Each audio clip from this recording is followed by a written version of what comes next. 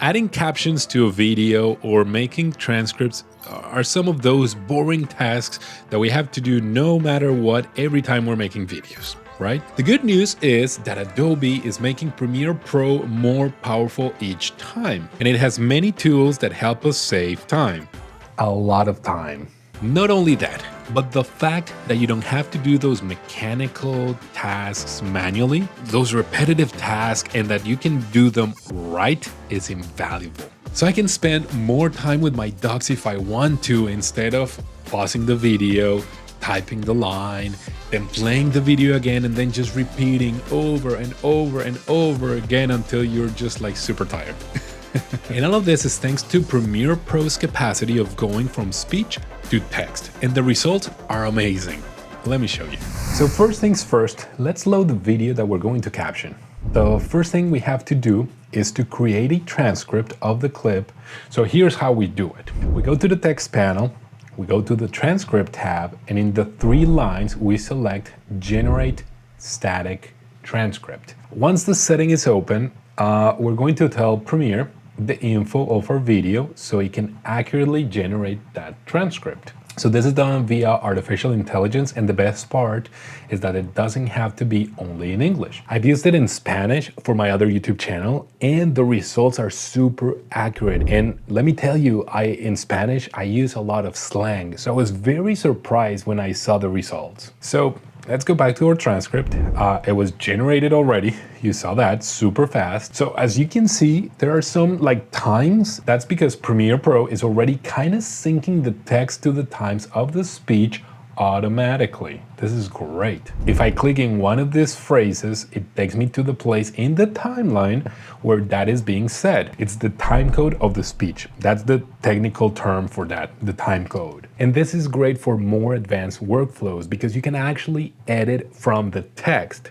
But maybe that's a topic for another video. What do you think?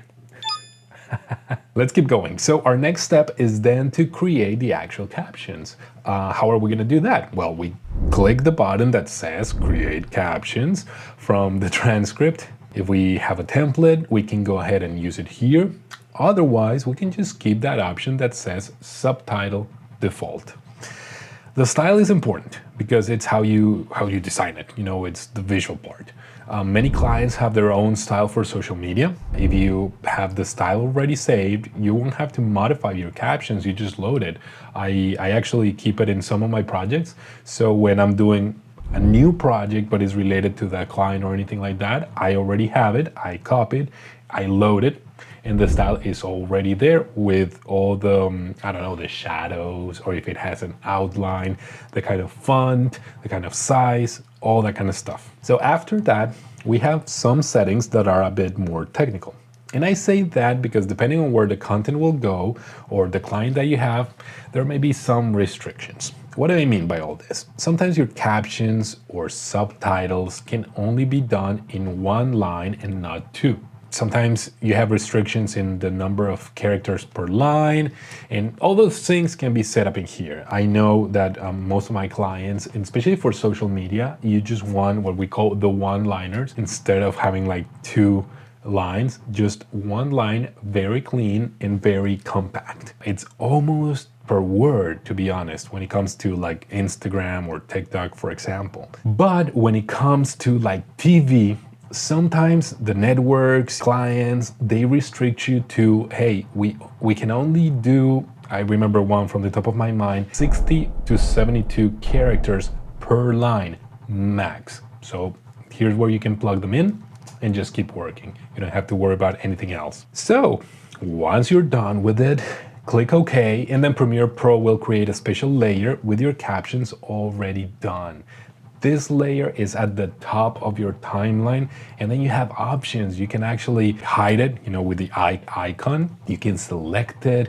You can just move it. You can do all sorts of things. This is really cool. And the best part is that if you play the video, you'll notice how they are synced already with the settings you applied. So when you click play, everything is just gonna be synced to whatever the person is saying. And you can go ahead and tweak them if you need to. One extra thing that it's important for you to know is that if you go here, you have the option to export the captions. And you know why that is important? If you're creating videos for your channel and you want the audience to access the captions in different languages, then you cannot like burn those captions to the video because you wouldn't be able to change them later. You know, it doesn't give you any wiggle room. It'll be already in that video. But if you export them, then you can translate them into different languages and upload those files to YouTube for your audience to choose which one they want to see depending on where they are.